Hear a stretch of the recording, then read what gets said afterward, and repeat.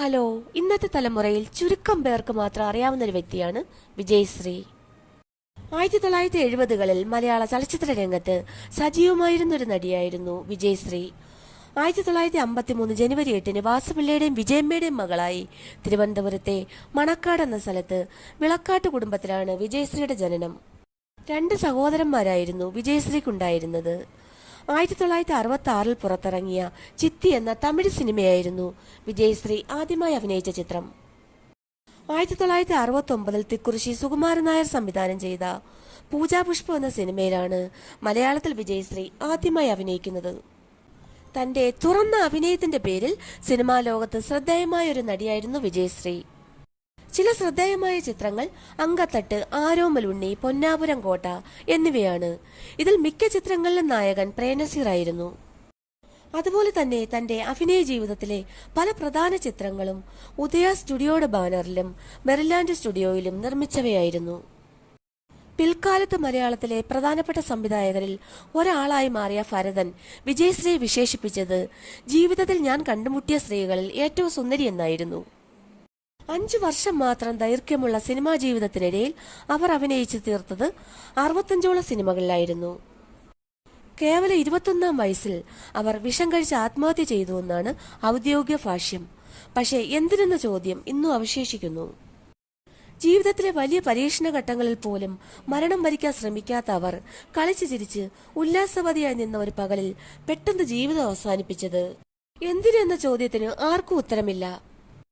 മലയാള സിനിമയെ അക്ഷരാർത്ഥത്തിൽ നടുക്കിയ ഒരു മരണമായിരുന്നു വിജയശ്രീയുടേത്. 1974 മാർച്ച് 21-ന് 21-ാം വയസ്സിൽ വിജയശ്രീ ആത്മഹത്യ ചെയ്തു എന്ന് വിശ്വസിക്കപ്പെടുന്നു. പൊന്നാപുരം കോട്ട എന്ന സിനിമ ചിത്രീകരണ സമയത്ത് മലയാള സിനിമയിലെ അക്കാലത്തെ ഒരു പ്രമുഖ സംവിധായകൻ പുഴയിൽ നീരാട്ട് ചിത്രീകരിക്കുന്ന വേളയിൽ അവിചാരിതമായ അവരുടെ വസ്ത്രം അഴിഞ്ഞു വീണ വേളയിൽ വിജയശ്രീ അറിയാതെ സൂം ലെൻസ് ഉപയോഗിച്ച് അവരുടെ നഗ്നത ചിത്രീകരിക്കുകയും ആ വീഡിയോ ക്ലിപ്പുകൾ നിരന്തരം അവരെ ബ്ലാക്ക്മെയിൽ ചെയ്യാൻ ഉപയോഗിക്കുകയും ചെയ്തുകൊണ്ടിരുന്നു.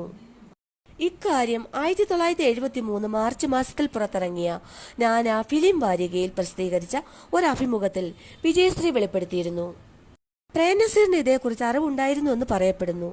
അക്കാലത്ത് സിനിമാ രംഗത്ത് ബ്ലാക്ക്മെയിലിംഗ് നന്നായിട്ട് തന്നെ നടന്നിരുന്നു എന്ന് പറയപ്പെടുന്നു. ബ്ലാക്ക് മെയിലിംഗിൽ മനംനൊന്ത് ആത്മഹത്യ ചെയ്തതാണെന്ന വാദം നിലനിൽക്കുന്നു. അതല്ല, മറ്റു ചില കാരണങ്ങളും നാട്ടുകാരുടെ ഇടയിൽ അക്കാലത്ത് പരന്നിരുന്നു. അവരുടെ മരണത്തെക്കുറിച്ച് എന്തായാലും ഒട്ടേറെ നിഗൂഢതകൾ നിലനിൽക്കുന്നു. വിജയശ്രീ തന്റെ എല്ലാ നിഷ്കളങ്കതയോടു കൂടെയും കുട്ടികളെ അതിയായി സ്നേഹിച്ചിരുന്നു. അവരുടെ അടുത്തു വരുന്ന കുട്ടികൾക്ക് അവർ എല്ലായ്പ്പോഴും മിഠായി, മധുരപലഹാരങ്ങൾ എന്നിവ വിതരണം ചെയ്തിരുന്നു. പ്രശസ്തിയുടെ ഉത്തുംഗത്തിൽ നിൽക്കവെയായിരുന്നു വിജയശ്രീയുടെ അപ്രതീക്ഷിത മരണം. വിജയശ്രീയുടെ മരണത്തിന് ശേഷം അഭിനയിച്ച് പൂർത്തിയാക്കാനുണ്ടായിരുന്ന യൗവനം എന്ന സിനിമയും വണ്ടിക്കാരി എന്ന സിനിമയും ചേർത്ത് ഒറ്റ സിനിമയാക്കി പുറത്തിറക്കിയതും വമ്പൻ ഹിറ്റായി മാറിയിരുന്നു. അവസാന ചിത്രത്തിലെ നായകൻ രാഘവനായിരുന്നു. ഒരു കാലത്ത് മലയാളത്തിലെ മെർലിൻ മൺറോ എന്നാണ് വിജയശ്രീ അറിയപ്പെട്ടിരുന്നത്. ഒട്ടേറെ ചിത്രങ്ങളിൽ ഗ്ലാമർ വേഷങ്ങളുമായി ആ നടി ശോഭിച്ചു. KP കൊട്ടാരക്കര നിർമ്മിച്ച് ശശികുമാർ സംവിധാനം ചെയ്ത രക്തപുഷ്പം എന്ന ചിത്രത്തോടെയാണ് മലയാള സിനിമ വിജയശ്രീയെ ശ്രദ്ധിച്ചു തുടങ്ങിയത്. നിത്യഹരിത നായകനായ പ്രേംനസീർ മുത്ത് അനവധി ചിത്രങ്ങളിൽ ഇക്കാലയളവിൽ അവർ അഭിനയിച്ചു. പോസ്റ്റ്മാനെ കാണുവാനില്ല, അജ്ഞാതവാസം, മറവിൽ തിരിവ് സൂക്ഷിക്കുക, ലങ്കാദഹനം, പൊന്നാപുരം കോട്ട, പത്മവ്യൂഹം, പഞ്ചവടി, ആരോമലുണ്ണി, സംഭവാമി, യുഗേ യുഗേ തുടങ്ങി അക്കാലത്തെ ഹിറ്റ് ചിത്രങ്ങളിൽ നസീർ വിജയശ്രീ ജോഡികൾ ഒന്നിച്ചു. ഗ്ലാമർ നർത്തകിയെന്നും ഗ്ലാമർ നടിയെന്നുമുള്ള പേരുകളിൽ നിന്നും വിജയശ്രീ രക്ഷ നേടാൻ അതിയായി ആഗ്രഹിച്ചിരുന്നു. അങ്ങനെയാണ് സ്വർഗപുത്രി, ജീവിക്കാൻ മറന്നുപോയ സ്ത്രീ, യൗവനം, ആദ്യത്തെ കഥ തുടങ്ങിയ കുടുംബ ചിത്രങ്ങൾ അവർ അഭിനയിച്ചത്. നല്ല അഭിനേത്രി എന്ന പേരും നേടിയ ശേഷമാണ് അവർ കാലയവനികയ്ക്കുള്ളിൽ മറഞ്ഞത്. അവർ പ്രധാനമായി അഭിനയിച്ച ചിത്രങ്ങൾ വണ്ടിക്കാരി, യൗവനം, അലകൾ, ജീവിക്കാൻ മറന്നുപോയ സ്ത്രീ, അജ്ഞാതവാസം, അങ്കത്തട്ട്, പത്മവ്യൂഹം, പഞ്ചവടി, വീണ്ടും പ്രഭാതം, പാവങ്ങൾ പെണ്ണുങ്ങൾ, പൊന്നാപുരം കോട്ട, സ്വർഗപുത്രി, തേനരുവി, ആരോമലുണ്ണി, പ്രേതങ്ങളുടെ താഴ്വര തുടങ്ങിയവയൊക്കെയാണ്.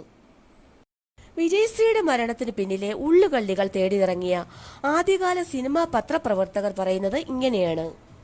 വിജയശ്രീ കൂടുതൽ ഹൃദയബന്ധമുള്ള ചിലരോട് സിനിമയിൽ നിന്നും തനിക്കുണ്ടായ പലവിധ തിക്ത അനുഭവങ്ങളെക്കുറിച്ച് സൂചിപ്പിച്ചിരുന്നു പോലും. അതിൽ അവർ കടുത്ത ദുഃഖവും ആത്മസംഘർഷവും അനുഭവിച്ചിരുന്നു. അതെല്ലാം മൂടി വെച്ചുകൊണ്ട് പുറമേ സന്തോഷം തടിക്കുകയായിരുന്നു അവർ. അതിന്റെ കാരണങ്ങൾ തേടി ചെല്ലുമ്പോൾ മലയാള സിനിമയിലെ ഭീകരമായ ചില പ്രവണതകളിലേക്കാണ് അത് വിരൽ ചൂണ്ടുന്നത്. വിജയശ്രീ ജീവിതത്തിന്റെ ആഘോഷങ്ങളിൽ നിന്നകന്ന് 50 വർഷം പിന്നിട്ടിട്ടും സമൂഹ മാധ്യമങ്ങളിൽ അടക്കം അവരുടെ മരണം സജീവ ചർച്ചയായി ഇന്നും നിലനിൽക്കുന്നു.